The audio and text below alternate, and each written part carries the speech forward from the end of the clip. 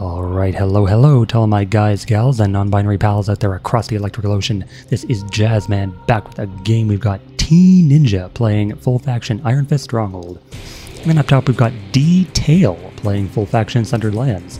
Draxar versus Bob Bruin's classic matchup here for the ages. Commander Nisk coming down for Mr. D.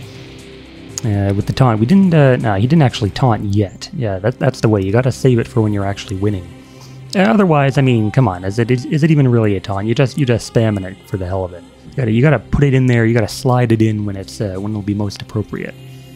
Yeah, Draxar Rocketeer. I like Draxar Rocketeer. I think he's nice, with the cheap build especially. Like, I don't know, personally I'd take Explosive Attack 3. I think that at 6 range is really strong. But he usually gets overshadowed by the archers, unfortunately for him. But yeah, so I think when archers finally get their just nerfs, Rocketeer will soon take over. He can, you know, he runs out of ammo eventually. But, you know, his attacks do tend to hit harder early. Archer scales up and ramps late. Yeah, Draxar Pursuer gonna leap in. This is, I don't know, man. I missed the new IS, what's it called? The new IS, playing Runes of Veldak map. I missed that when the fonts were over here. Now it just feels, it's so binary, it's so boring. There's just a normal, you know, mid-font map when we all go mid after capping our side fonts. And I don't know, yeah, I want that map to come back.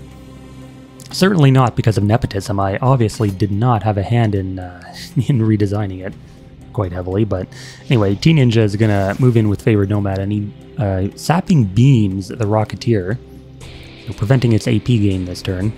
And I'm thinking, I mean, there's really no good way to save that Rocketeer, is there? Although, I mean, is it even dead? Like, I think TeaNinja kind of bungled that. Like, he sapping beamed, which is fine, but you don't really have enough follow-up to finish that Rocketeer off.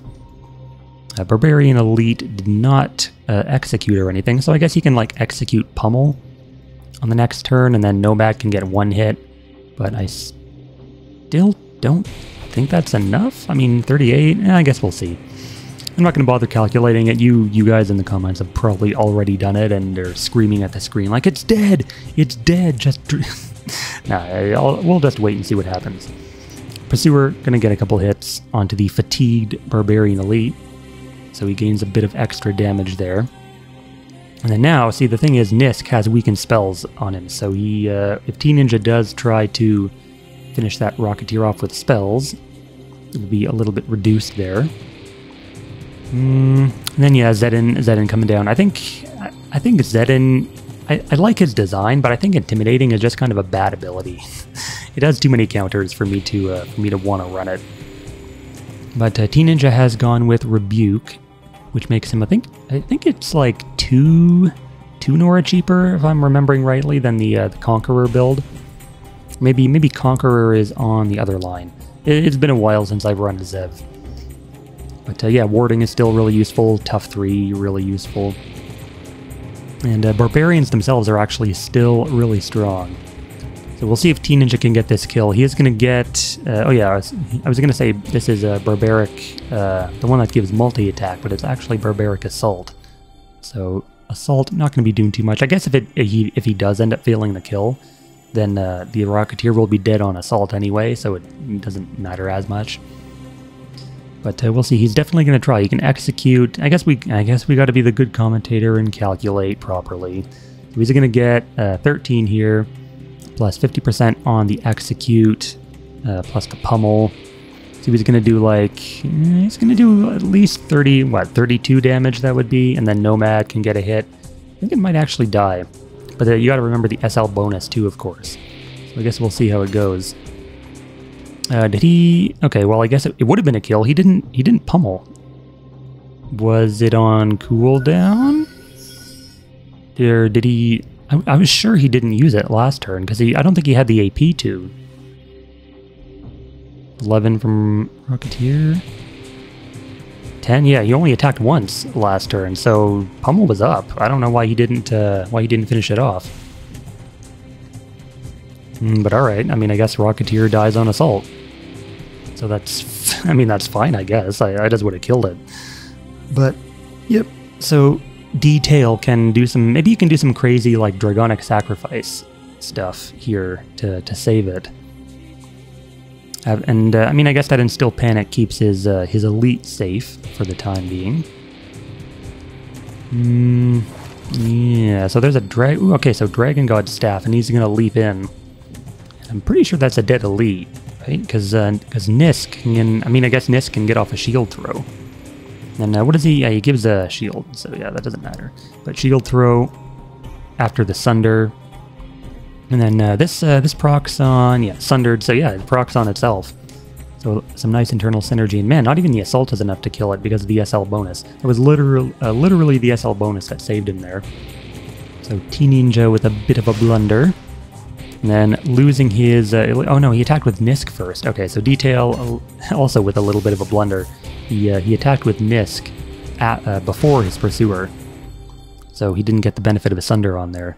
I think, well, would that have been enough? Nah, he would have still been short. But I mean, it would have been a little bit closer. But I mean, now the elite can just sort of make a mess out of that Pursuer. Oh no, and the Blister, no. Okay, so he forgot about the IS bonus, reducing spell damage there. So Blister not going to be enough to finish the elite off. So he does. Okay, so he does a fire. So the first spell failed. So the second one's the real killer there. So he actually burned all of his Nora that turn on 2 spells to kill the elite. I mean, not really worth it in my opinion. I mean, because you have... I just would have favored the deploy, because I mean, TeaNinja has no healing whatsoever, right?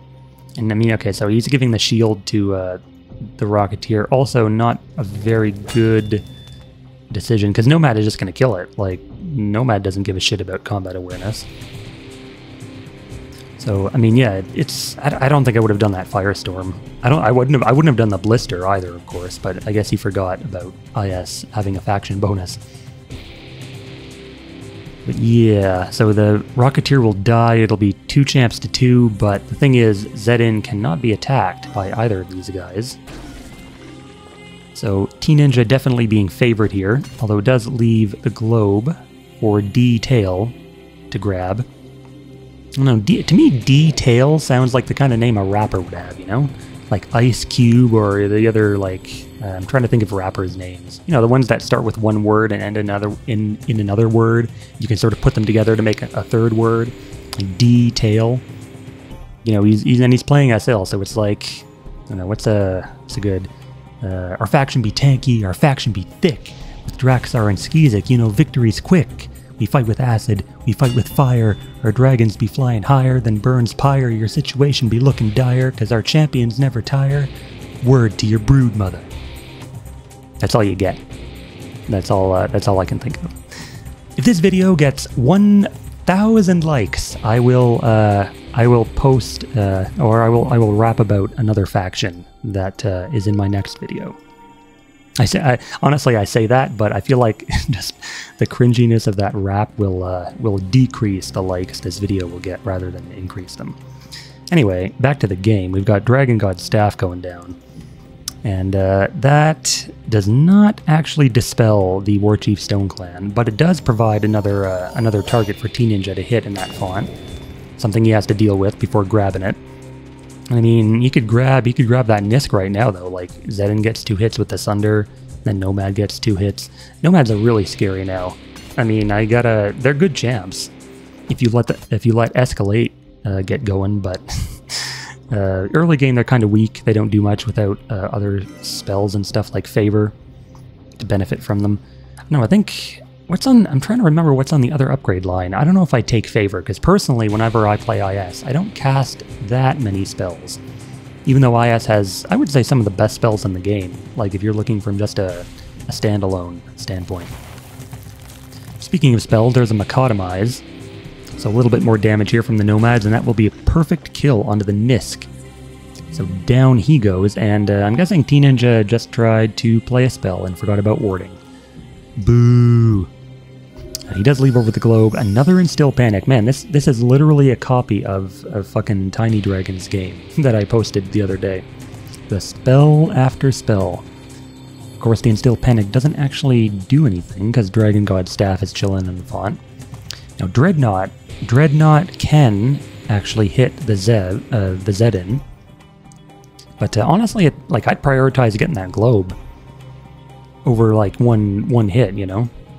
I think there's a good chunk of Nora in that Nora globe. There's got to be like what, 13 in there, 13 or 14 Nora from that Nisk. It's a good chunk of Nora. I mean, you deployed a 92 Nora Dreadnought. You kind of want to recoup that investment as fast as possible. Also, putting Dreadnought on that space will prevent Zedin from just walking into your top font. So I really hope Mr. Tail gets that globe. And there's the Archer. So fighting range with range, probably a good idea. And, I mean, at the very least, well, yeah, see, like engaging won't do it because of Macadamize granting domain. Yeah, I'm kind of leaning towards TeaNinja here. Yep, there goes the useless Dragon God staff, the Dispel. Yeah, Zedin just gonna walk up there and drop a War Banner or something. Oh no, War Banner's already out. Okay, well he can drop a, what else can he drop? Guard Tower maybe? The Wind Generator? I kind of like running Wind Generator when I play IS.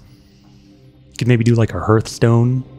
Hearthstone, I think, is an interesting relic because it's made for Grintmaw, but it can honestly be used outside of Grintmaw. Like it's like Dampen has a seriously strong effect. I think more players need to take advantage of that. And it also got an HP buff recently, up to 25. And then it even regens HP when it gets attacked. So I don't know. I think it's maybe worth a slot just for the debuff. TeaNinja actually hits the Dragon God staff. Okay, worth it, I guess, getting that thing out of there.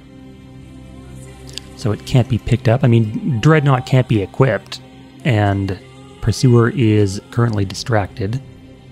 So no, oh yeah, and still Panic has a condition now. Did it always have a condition? I feel like it didn't. Like it used to just be distract and, you know, the minus stats.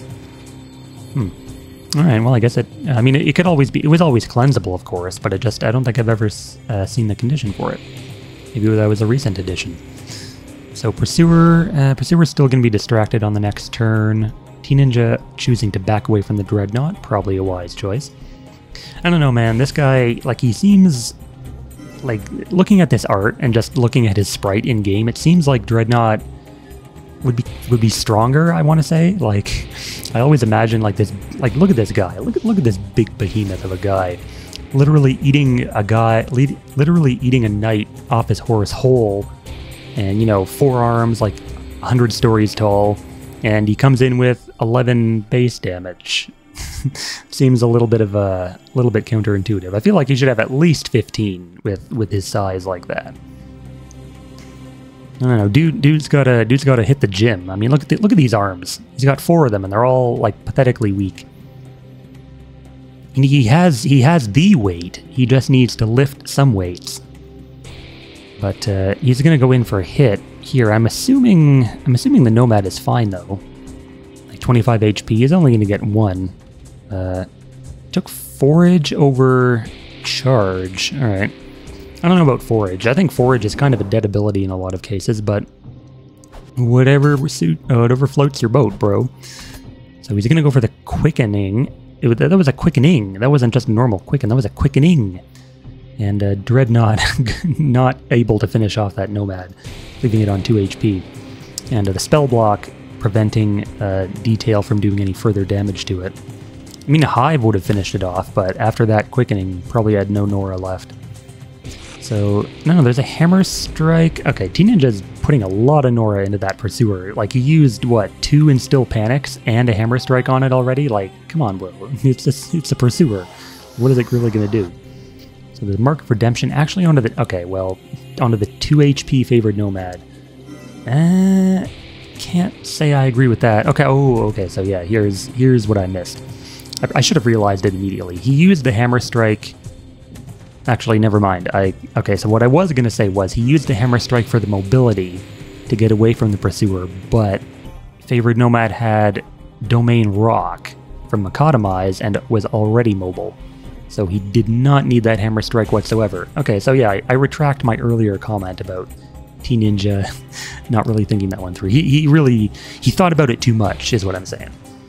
His own mind was against him there.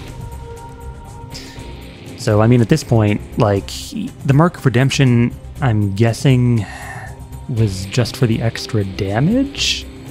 I mean, I know it refunds its Nora cost after the Nomad dies, but, like, you're basically spending 35 Nora for, what, 4 extra damage? Doesn't seem worth it at that point. So, unless there is a Righteous Deflection on it. If there is a Righteous Deflection on it, I can see the logic. Because now, I mean, the Nomad won't die. And if it does somehow die to, like, a spell or something, then it'll refund the Nora, and it'll probably be worth it. But, just as it is, I don't see the point of that. So Archer going to... I'm guessing, yeah, he'll have to barrage that Nomad.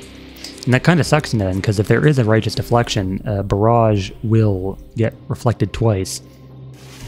Is that a Mimic? Oh my god, a Mimic from Bastion onto the Dreadnought. Damn. And, oh no, you didn't barrage, no. Okay, well, the Nomad lives then, and that's probably going to mean the end of the game. Even after that juicy Mimic, I mean, 8 defense and escalating rage on a Dreadnought is nothing to laugh about. I mean, if that Dreadnought lives, like, it can do some serious damage, but yeah, dTail realizes his font was getting captured by the Zedin, and that's the end of the game. So well played to both, and we'll see everyone in the next one.